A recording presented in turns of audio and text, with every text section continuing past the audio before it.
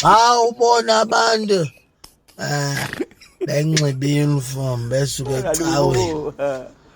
Hey, ungafunga ukuthi akho nto bayenzayo. Hayi. Bantu bakaThixo. Kodwa ke ndibonile uba umoya kaThixo kuphephezela apho uthanda khona. Yaphinda iguqula ngenye ihlobo. Umoya wesex ukuphephezela apho uthanda khona. Ndithe ndawujonga enye ividiyo apha endiyibona kwezinto zala manxibelelwano nantsika ndandawujonga. Yow! Yeyi yamqoba nantsika. Hayi.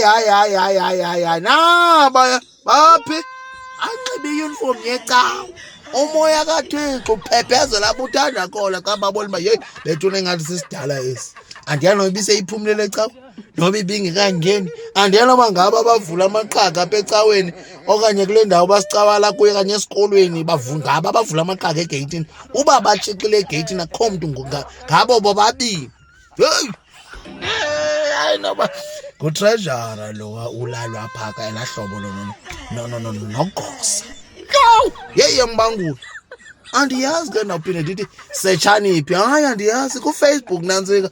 Ndike ndayithi check lo mfana kuthiwa ngumGiqwa.